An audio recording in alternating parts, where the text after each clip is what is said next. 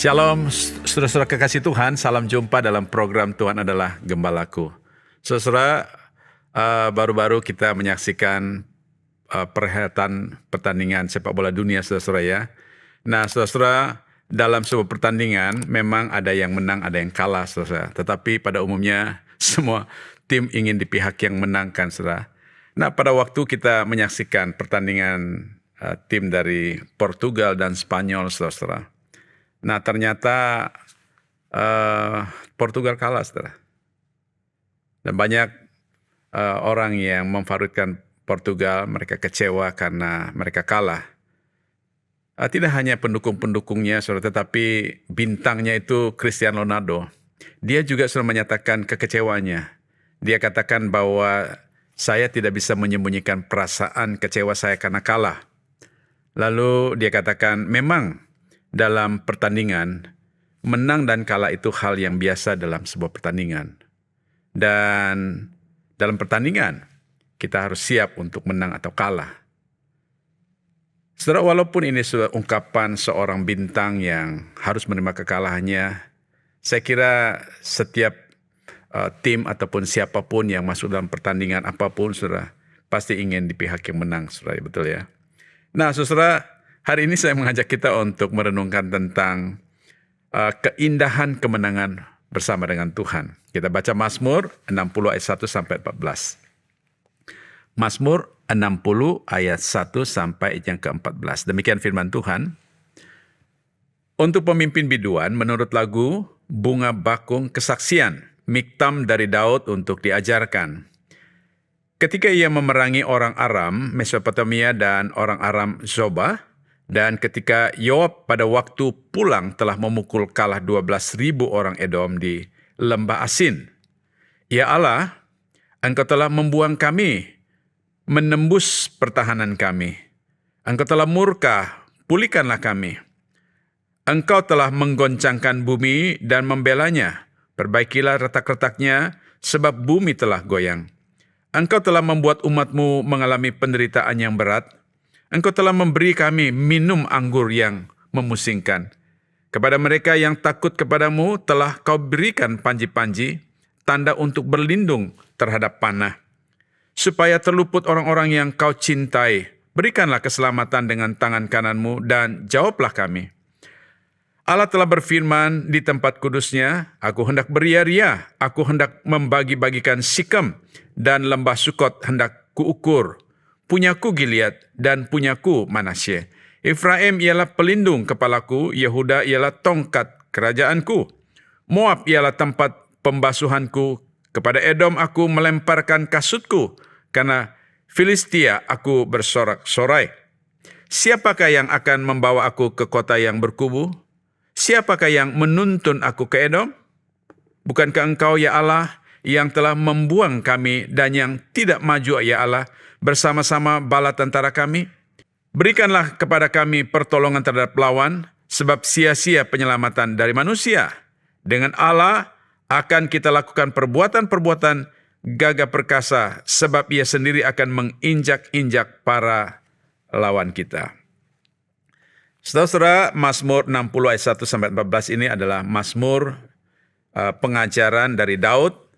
Di sini dia menyampaikan permohonannya kepada Tuhan, mohon supaya Tuhan memberikan kemenangan kepada dia. Dan hal ini juga saudara menegaskan tentang kedaulatan Allah atas bangsa-bangsa. Kemudian dia memberikan kesaksian bahwa hanya bersama Allah saja umat Tuhan dapat melakukan perbuatan-perbuatan besar ataupun perbuatan-perbuatan yang gagah perkasa. Nah, saya perhatikan ayat 1 sampai yang kelima ini adalah doa permohonan kemenangan dan pemulihan bagi umat Tuhan, saudara. Daud di sini mengeluhkan penderitaan yang mereka alami, mengeluhkan tentang kekalahan yang juga dialami oleh orang Israel, saudara. Lalu kemudian dia menggambarkan seolah-olah bumi goncang dan Tuhan telah menolak mereka. Lalu saudara, di tengah kehancuran ini, Daud berseru. Dia minta kepada Tuhan agar Tuhan memberikan kemenangan kepada mereka, agar Tuhan memberikan pemulihan kepada mereka, dan Tuhan memberikan keselamatan kepada mereka, saudara. Dan dia minta supaya Tuhan menjawab seruan dan permohonan umat Tuhan. Nah, saudara, ayat 6 sampai 8 ini adalah keyakinan Daud akan kepastian janji Tuhan, akan kedaulatan Tuhan bagi umatnya. Di sini Daud mengingat akan kembali janji Tuhan yang kudus, janji Tuhan yang pernah dia janjikan kepada bangsa Israel. Dia janjikan kepada bapa-bapa leluhurnya, saudara, bahwa Tuhan berjanji untuk tetap setia kepada janjinya, janji Tuhan untuk tetap berdaulat atas segala sesuatu, dan janji Tuhan, saudara, untuk tetap memimpin umatnya, saudara. Di sini ia menegaskan tentang otoritas Allah atas wilayah musuh-musuhnya, seperti dia katakan di sini Sikem, berkuasa atas Sukot, dan seterusnya, saudara, serta penaklukan bangsa-bangsa di sekitarnya seperti Moab, Edom. Dia katakan mereka ada di bawah kendali Tuhan. Lalu saudara, ayat yang ke-9 sampai 12 ini Daud mengungkapkan keyakinannya akan kemenangan bersama dengan Tuhan. Walaupun saudara, gambaran yang dia katakan di bagian pertama sampai di ayat yang ke-12 itu, saudara, dia menggambarkan tentang bagaimana kondisinya, bagaimana musuh-musuhnya, saudara. Tapi satu hal ketika dia melihat perspektif persoalan itu dari kacamata Tuhan, dari kacamata iman kepada Tuhan, saudara, maka dia mempunyai keyakinan. Di sini Daud menyadari bahwa pertolongan manusia itu sesuatu yang sia-sia.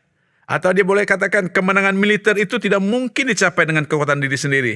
Sebaliknya, dia sangat yakin bahwa ketika Allah ada di pihak orang-orang benar, ketika Allah ada di pihak umatnya, saudara, dia yakin bahwa ada kepastian Tuhan memberikan kemenangan kepada orang-orang yang benar.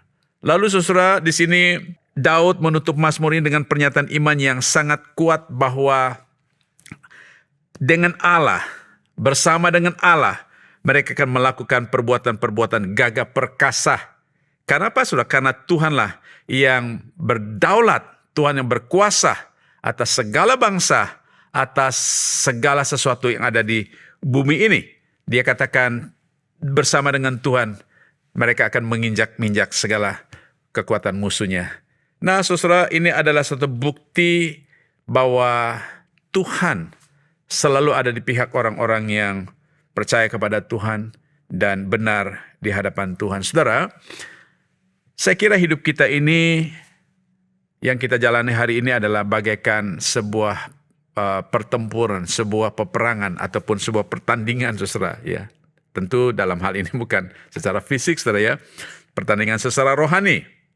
Ada waktu kita merasa menang, ada waktu kita mungkin juga merasa kalah, ada waktu di mana kita merasa tidak berdaya, saudara. Tetapi semua apa yang terjadi, saudara, kita tidak pernah inginkan ketika kita menghadapi kekalahan seperti apa yang dikatakan oleh Daud, saudara.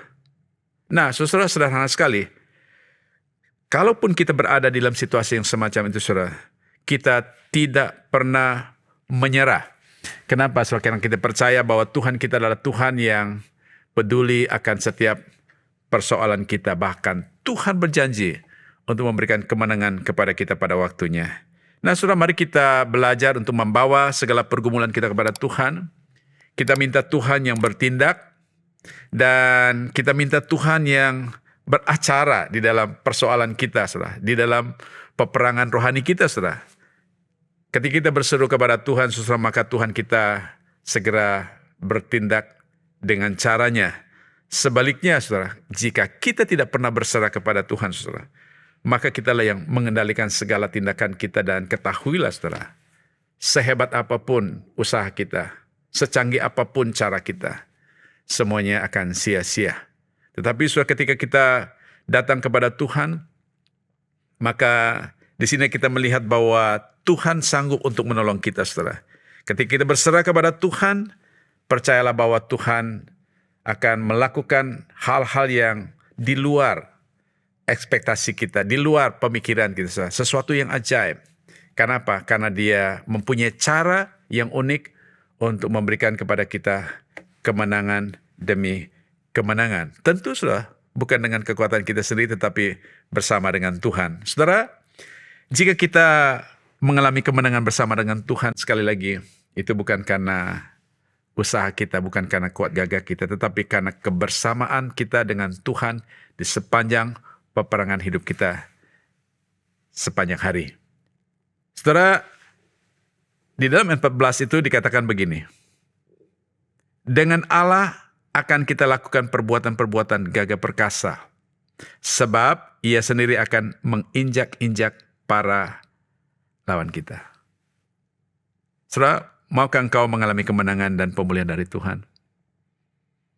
Mari kita tunduk kepala, kita berdoa. Bapa di surga, terima kasih untuk firman-Mu hari ini yang terus mengingatkan kami dan terus menguatkan kami dan juga memberkati kami ya Tuhan. Kami sadar bahwa kemampuan kami untuk mengatasi persoalan kami sangat terbatas.